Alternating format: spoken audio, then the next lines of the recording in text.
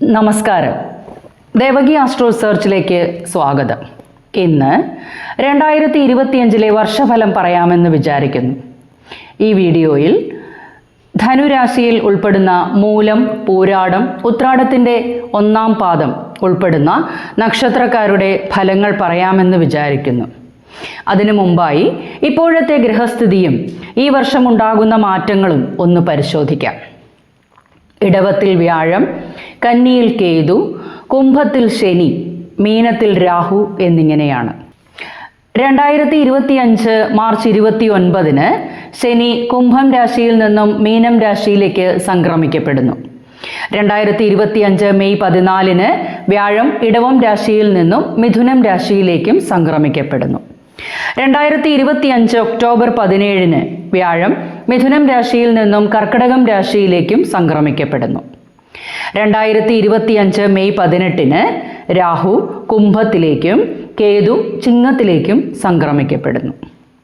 പിന്നീട് ഡിസംബർ 4 വ്യാഴം വക്രഗതിയിൽ മിഥുനം രാശിയിലേക്ക് തിരികെ വരുന്നു. അതിനുശേഷം മിഥുനം രാശിയിൽ നിന്നും കർക്കിടകം രാശിയിലേക്ക് സംക്രമിക്കപ്പെടുന്നത് 2026 ജൂൺ മാസത്തിലാണ്. അങ്ങനെ വ്യാഴം ഈ വർഷം 3 രാശി മാറുന്നുണ്ട്. കൂടുതൽ സമയക്കാലം ഒരു രാശിയിൽ നിൽക്കുന്ന ഗ്രഹങ്ങളെ കൊണ്ടാണ് നമ്മൾ വർഷഫലം സാധാരണ പറയാറ്. മറ്റു ഗ്രഹങ്ങളുടെ ചാരഫലം മാസഫലങ്ങളിൽ ഉൾപ്പെടുത്താറുണ്ട്. മാസഫലങ്ങൾ ലഭിക്കുന്നതിനായി ചാനൽ സബ്സ്ക്രൈബ് ചെയ്യുക. ജ്യോതിഷപരമായ കാര്യങ്ങൾ അറിയുന്നതിന് എൻ്റെ വാട്സാപ്പിലേക്ക് ഡീറ്റെയിൽസ് ടെക്സ്റ്റ് ചെയ്യാവുന്നതാണ്. ഇനി വിഷയത്തിലേക്ക് കടക്കാം. ഈ വീഡിയോയിൽ ധനുരാശിയിൽ ഉൾപ്പെടുന്ന മൂലം, പൂരാടം, ഉത്രാടത്തിൻ്റെ കാൽഭാഗം, അതായത് ഉത്രാടത്തിൻ്റെ 1-ാം പാദം ഉൾപ്പെടുന്ന നക്ഷത്രക്കാരുടെ 2025 വർഷം എങ്ങനെയായിരിക്കുമെന്ന് പറയാം. ധനുരാശിക്കാർക്ക് ഈ വർഷം 2025 മാർച്ച് 29 ശനി മാറുന്നത് 3-ാം ഭാവത്തിൽ നിന്നും 4-ാം ഭാവത്തിലേക്കാണ്. അപ്പോൾ കണ്ടക ശനി ആരംഭിക്കുന്നു. അതുപോലെ തന്നെ 2025 മെയ് 14 വ്യാഴം മാറുന്നത് 6-ാം ഭാവത്തിൽ നിന്നും 7-ാം ഭാവത്തിലേക്കാണ്. വ്യാഴം സപ്പോർട്ടായിട്ട് നിൽക്കുന്നതുകൊണ്ട് കണ്ടകശനി അധികം ബാധിക്കില്ല. രാഹു ആകട്ടെ ധനുരാശിയുടെ 3-ാം ഭാവത്തിലേക്കും കേതു ധനുക്കൂറിൻ്റെ ഭാഗ്യഭാവത്തിലേക്കുമാണ് സംക്രമിക്കുന്നത്. ഈ ഗ്രഹസ്ഥിതിയും ഗ്രഹമാറ്റവും കൊണ്ട് ധനുക്കൂറുകാരുടെ ധനസ്ഥിതിയുടെ കാര്യം ചിന്തിക്കാം. ആദ്യ മാസത്തിൽ ധനച്ചിലവുകൾ വർദ്ധിച്ചു തന്നെ നിൽക്കും. ധനാഗമനത്തിനായി കഠിന പ്രയത്നം തുടർന്നുകൊണ്ടേയിരിക്കും. വർഷത്തിൻ്റെ പകുതിക്ക് ശേഷം ധനസ്ഥിതി വർദ്ധിക്കും. ധനാഗമനത്തിനായി പുതിയ വഴികൾ തെളിഞ്ഞു വരുന്നതാണ്. ദൂരദേശ യാത്രകളും ധനച്ചിലവുകളും വന്നു ചേരും. എല്ലാ കാര്യത്തിലും മറ്റുള്ളവരുടെ സഹായം ലഭിക്കും. കർമ്മരംഗത്ത് കാര്യങ്ങൾ ചിന്തിച്ചാൽ ആദ്യ പകുതിയിൽ അനുകൂലമായ ഉയർച്ചകൾ ഉണ്ടാകും. ഭാഗ്യ അനുഭവങ്ങൾ വർദ്ധിച്ചു തന്നെ നിൽക്കും. പുതിയ തൊഴിൽ അന്വേഷിക്കുന്നവർക്കും കാര്യസാധ്യമുണ്ടാകും. പ്രവർത്തന മണ്ഡലം വിപുലീകരിക്കാനും ആകും. കർമ്മരംഗത്ത് ഉയർച്ചകൾ, സ്ഥാനഭ്രംശം എന്നിവ ഉണ്ടാകുന്നതാണ്. തൻ്റെ പ്രവർത്തനങ്ങളെ മറ്റുള്ളവർ അംഗീകരിക്കുന്നതിനും ആദരവ് ലഭിക്കുന്നതുമാണ്. സർക്കാർ സർവീസിലുള്ളവർക്ക് സന്തോഷം, ശമ്പള വർധനവ്, അംഗീകാരം എന്നിവ ലഭിക്കുന്നതാണ്. ബിസിനസ് രംഗത്ത് പ്രവർത്തിക്കുന്ന ധനുരാശിക്കാർക്ക് കുടുംബപരമായ ബിസിനസ് ആണെങ്കിൽ വളരെയധികം ഗുണാനുഭവങ്ങൾ ലഭിക്കും. പ്രത്യേകിച്ച് ആദ്യ മാസങ്ങളിൽ ഗുണപ്രദമായിരിക്കും. വർഷത്തിൻ്റെ പകുതിയോടെ ബിസിനസ് രംഗം വിപുലപ്പെടുത്തിയെടുക്കുവാനും അവയിൽ നിന്നും വളരെയധികം നേട്ടങ്ങളും പുരോഗതിയും ഉണ്ടാകുന്നതാണ്. പാർട്ട്ണർഷിപ്പ് ബിസിനസ്സിൽ ഏർപ്പെട്ടിരിക്കുന്നവർ പാർട്ട്നേഴ്സുമായി യോജിച്ചു പോകാൻ ശ്രദ്ധിക്കണം. അഭിപ്രായ വ്യത്യാസങ്ങൾക്ക് ഇട നൽകരുത്. അവസാന പകുതിയിൽ ചില ബുദ്ധിമുട്ടുകൾ ഉണ്ടാകാമെങ്കിലും വിദേശ വിപണനത്തിൽ നിന്നും നേട്ടങ്ങൾ പ്രതീക്ഷിക്കാം. ഏതൊരു കാര്യത്തിലും തീരുമാനങ്ങൾ എടുക്കുമ്പോൾ മുതിർന്നവരുടെയും അനുഭവജ്ഞാനമുള്ളവരുടെയും അഭിപ്രായങ്ങൾ ആരാഞ്ഞ് ബുദ്ധിപൂർവം തീരുമാനങ്ങൾ എടുത്ത് മുന്നോട്ടു പോകേണ്ടതാണ്. ധനുരാശിക്കാരുടെ വിവാഹ കാര്യങ്ങൾ ചിന്തിക്കുകയാണെങ്കിൽ ആദ്യ പകുതിയേക്കാൾ അവസാന പകുതിയായിരിക്കും കൂടുതൽ ഗുണപ്രദം. ധാരാളം വിവാഹാലോചനകൾ വന്നു ചേരുമെങ്കിലും ആദ്യ പകുതിയിൽ ചെറിയ തടസ്സങ്ങൾ ഉണ്ടാകാൻ ഇടയുണ്ട്.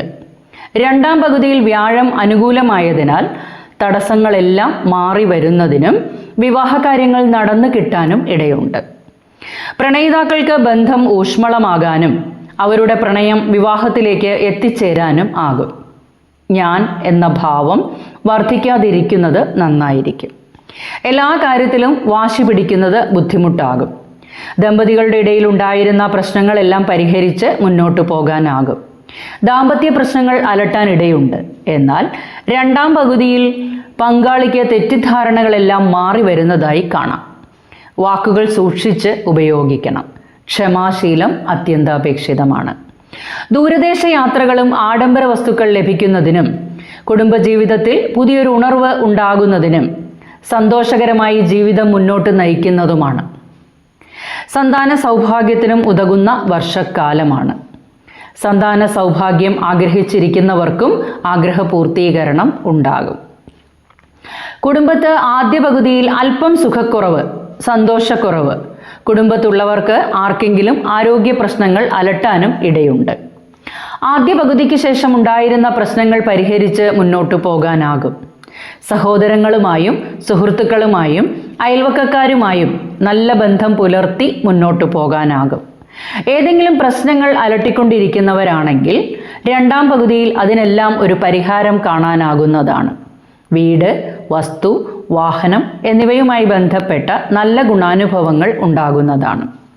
വീട് പുതുക്കി പണിയുന്നതിന്, പുതിയ വീട് വാങ്ങുന്നതിനോ വസ്തു സ്വന്തം പേരിലാകുന്നതിനും വാഹനം പുതിയത് മാറി വാങ്ങുന്നതിനും സാധ്യമാകുന്ന വർഷക്കാലമാണ്. കുടുംബത്തെ മംഗളകർമ്മങ്ങൾ നടന്നു കിട്ടാനിടയുണ്ട്. സന്താനങ്ങളുടെ ക്ഷേമത്തിനായി അക്ഷീണം പ്രയത്നിക്കേണ്ടി വരും. സന്താനങ്ങളുടെ ഉയർച്ചയിൽ സന്തോഷിക്കാനുള്ള അവസരങ്ങളും വന്നു ചേരും. അവരുടെ ഉയർന്ന വിദ്യാഭ്യാസം നേടുന്നത് വഴിയോ വിദ്യാഭ്യാസ ലോണുകൾ സാങ്ഷൻ ആകുന്നതിനും വിദേശ പഠനം സാധ്യമാകുന്നത് വഴിയും സന്തോഷാനുഭവങ്ങൾ ഉണ്ടാകും. സന്താനങ്ങളുടെ വിവാഹകാര്യങ്ങൾ തീരുമാനമാകുന്നതിനും അങ്ങനെ അവരുടെ എല്ലാ സന്തോഷങ്ങളിലും പങ്കുചേരാനുള്ള അവസരങ്ങൾ വന്നു ചേരും. ധനുക്കൂറിൽപ്പെട്ട വിദ്യാർത്ഥികൾക്കാകട്ടെ ആദ്യ മാസങ്ങളിൽ കുറച്ച് മാനസിക പ്രയാസങ്ങൾ ഉണ്ടാകും. പൊതുവെ പഠനത്തിലും മടി അനുഭവപ്പെടുന്നതാണ്. ഉന്നത പഠനത്തിൽ ഏർപ്പെട്ടിരിക്കുന്നവർക്ക് തൊഴിൽ ലഭിക്കുന്നതിനും മത്സരബുദ്ധി വർദ്ധിക്കുന്നതിനും ടെസ്റ്റുകളിലും ഇൻ്റർവ്യൂകളിലും വിജയം നേടാനും ആകും. രണ്ടാം പകുതിയിൽ ഗുണാനുഭവങ്ങൾ വർദ്ധിച്ചു തന്നെ നിൽക്കും. ഗുരുക്കന്മാരുടെ അനുഗ്രഹാശിസ്സുകൾ ലഭിക്കുന്നതാണ്. പഠനത്തിൽ അലസത വന്നുപെടാതിരിക്കാൻ പ്രത്യേകം ശ്രദ്ധിക്കണം. ധനുക്കൂറിൻ്റെ ആരോഗ്യകാര്യം ചിന്തിക്കുകയാണെങ്കിൽ ആദ്യ മാസങ്ങളിൽ നല്ല ശ്രദ്ധ ചെലുത്തി മുന്നോട്ടു പോകേണ്ടതുണ്ട്. ദൂരദേശ യാത്രകളിൽ ശ്രദ്ധയുണ്ടാകണം. വാഹനം കൈകാര്യം ചെയ്യുമ്പോഴും അതീവ ശ്രദ്ധാലുക്കളായിരിക്കണം.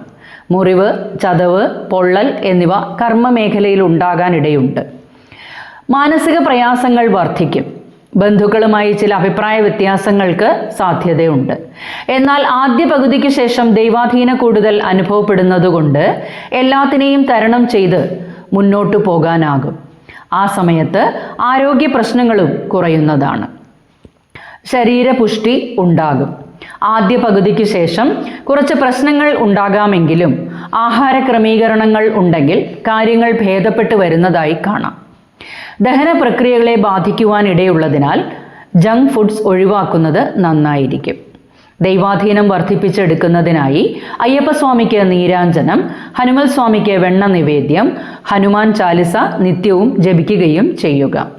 ഗണപതിക്ക് കറുകമാലയും ശ്രീകൃഷ്ണസ്വാമിക്ക് ബുധനാഴ്ച ദിവസങ്ങളിലും വ്യാഴാഴ്ച ദിവസങ്ങളിലും നെയ്വിളക്ക് സമർപ്പിച്ച് പ്രാർത്ഥിച്ച് നിത്യേന കൃത്യനിഷ്ഠയോടെ വിഷ്ണു സഹസ്രനാമം ജപിക്കുകയും ചെയ്യുക. ഇത്രയും കാര്യങ്ങളാണ് 2025 ജനുവരി മുതൽ ഡിസംബർ വരെ ധനുക്കൂറിൽപ്പെട്ട മൂലം, പൂരാടം, ഉത്രാടത്തിൻ്റെ കാൽഭാഗം ഉൾപ്പെടുന്ന നക്ഷത്രക്കാർ മനസ്സിൽ വെക്കേണ്ടത്. ഈ ഫലങ്ങളെല്ലാം ഗോചര ഫലങ്ങളായതിനാൽ കൂടുതൽ ഫലം അറിയുന്നതിനായി എൻ്റെ വാട്സാപ്പിലേക്ക് ഡീറ്റെയിൽസ് ടെക്സ്റ്റ് ചെയ്യാവുന്നതാണ്. ജനന തീയതി, ജനന സമയം, ജനന സ്ഥലം എന്നിവ ടെക്സ്റ്റ് ചെയ്യുക. വീഡിയോ ഇഷ്ടമായ ലൈക്ക് ചെയ്യാനും അഭിപ്രായങ്ങൾ കമൻറ്റ് ബോക്സിൽ രേഖപ്പെടുത്താനും മറക്കരുത്. മാക്സിമം ഷെയർ ചെയ്തു കൊടുക്കുക. ഈ ചാനലിലെ വീഡിയോ ആദ്യമായാണ് കാണുന്നതെങ്കിൽ ദേവകി ആസ്ട്രോ റിസർച്ച് എന്ന ഈ ചാനൽ സബ്സ്ക്രൈബ് ചെയ്യാൻ മറക്കരുത്. ഈ പുതുവർഷം നിങ്ങൾക്ക് ഐശ്വര്യപൂർണ്ണമാകട്ടെ എന്ന് പ്രാർത്ഥിച്ചുകൊണ്ട് അടുത്തൊരു വീഡിയോയുമായി ഉടൻ തന്നെ എത്തിച്ചേരാം.